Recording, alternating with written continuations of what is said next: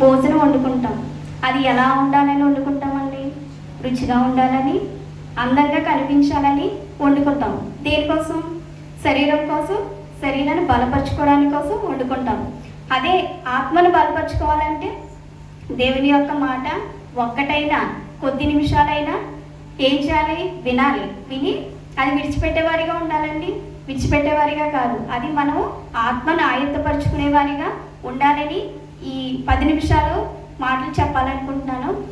10 నిమిషాల్లోనూ అంటే నిజానికి 10 నిమిషాల్లోనే అయ్యేది కాదండి ఈ వాక్యము.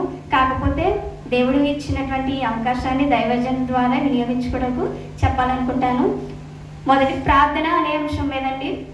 ప్రార్థన కోసం చాలాసార్లు మన దైవజనం చెప్తూనే ఉంటారు. ప్రార్థన అనే మాట ఎన్నిసార్లు చెప్పుకున్నా, ఎన్నిసార్లు మనం ప్రార్థించుకున్నా అది తీర్చుకోలేనిది. అంటే మన దేవునికి ఎలా రుణపడి రుణం తీర్చుకోలేమో ఆ విధంగా ప్రార్థన అనేది అంశం పైన మనం రుణం తీర్చుకోలేనిది అనమాట. ప్రార్థన ఎవరికి చేయాలి, ప్రార్థన అనేది ఎవరికి చేయాలి అనేది మనం మాట్లాడుకున్నాం. తండ్రి అయిన దేవునికి, కుమారుడైన క్రీస్తు ద్వారా, పరిశుద్ధాత్మ సమూహంతో మనం ఏం చేయాలి? ప్రార్థన చేయాలన్నమాట. తండ్రి అయిన దేవునికి, కుమారుడైన క్రీస్తు ద్వారా ఏ విధంగా చేయాలంటే ఈ వాక్యప్రారంగా మనం చెప్పాలంటే మనకు అర్థమవుదు. లోకానుసారంగా ఒక మాట చెప్తానండి. తల్లిదండ్రులు ఉన్నారు, పిల్లలు ఉన్నారు.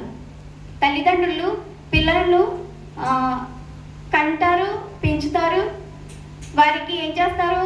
మామూలుగా వారి యొక్క ఒక హోదాలో ఉండాలని ఆశపడతారు. ఎందుకండి? ఒక సమయం వచ్చిన తర్వాత నా కొడుకు కానీ, నా కుమార్తె కానీ నాకున్నారు, నాకు ఆధారం ఉన్నారు, నన్ను రక్షించగలుగుతారు, నన్ను చూడగలుగుతారు అనే ఒక నమ్మకంతో ఏం చేస్తారు? తల్లిదండ్రులు కుమారుల్ని పెంచి పెద్ద చేసి ఒక హోదాలో ఉంచుతారు. అలాగే మనల్ని కూడా తండ్రి అయిన దేవుడు క్రీస్తుని ఏం చేశాడు? ఈ లోకానికి తను పంపించాడు. ఏ విధంగాను? మనలాగా మనం ఏంటంటే పాపులు మాత్రమే, ఆయన గొప్ప రక్షకుడు. అలాంటి కుమారుని తను ఏం చేశాడంటే తన బిడ్డను పంపించి దేనికి పంపించాడండి?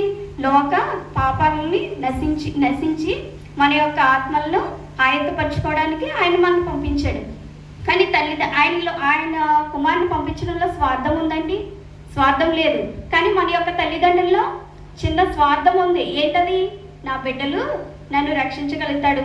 ఏ విషయంలోనూ? వృద్ధాప్య వయసులో కానీ, నాకు ఒక కాలు కానీ ఒక చెయ్యి కానీ వంగినప్పుడు కానీ నాకు తోడుంటాడని ఒక నమ్మకంతో, స్వార్థంతో పెంచుతారు. అయినా ఈ లోకంలో బిడ్డలు ఇప్పుడు ఎలా ఉన్నారు? తల్లిదండ్రులను పోషించేవారుగా ఉన్నారండి? లేదు. వాళ్ళని ఇంకా తల్లిదండ్రులు బిడ్డల కోసం ఏడుస్తున్నారు. ఏమని? వాళ్ళు చెడిపోతున్నారు, వాళ్ళు నశించిపోతున్నారు, వాళ్ళు నాశనం అయిపోతున్నారు, ఈ లోక వ్యసనాలకి అలవాటు పడిపోతున్నారని ఏం చేస్తున్నారు? తల్లిదండ్రులు దుఃఖిస్తున్నారు. అదేవిధంగా దేవుడు కూడా మన కోసం కూడా దుఃఖిస్తున్నాడు. ఆ విషయం మనం గమనించాలి. ఏ విధంగాను?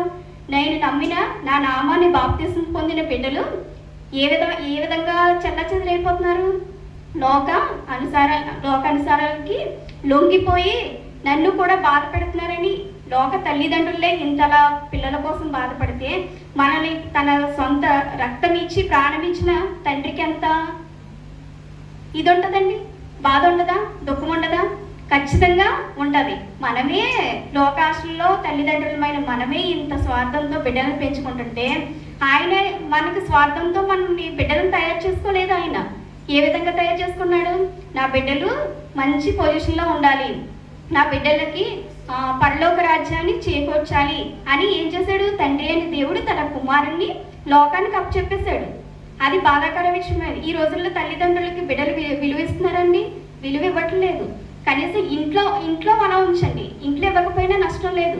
నలుగురిలో కూడా తల్లిదండ్రులకి బిడ్డలు విలువ ఇవ్వట్లేదు. ఆయనను ఏం చేస్తున్నారు? వాళ్ళ మీద కన్నాను కాబట్టి మొయ్యాలి అనే దుఃఖపడి ఉంటున్నారు తల్లిదండ్రులు. మరి ఇలాంటి లోకానుసారమైన తల్లిదండ్రులే ఇలా బాధపడుతుంటే మనం లోకం వైపు తిరిగిపోతున్నాం. దేవుని నామంలో బాప్తిసం పొంది ఆయన రక్షణ తీసుకొని ఆయన సన్నిధుల్లో ప్రార్థన చేసి మనం ఏం చేస్తున్నాము? లోకం వైపు వెళ్ళిపోతున్నాం. మరి ఆయనకి ఎంత దుఃఖం ఉంటుందండి? దుఃఖం ఉండదంటారా? ఉంటుంది.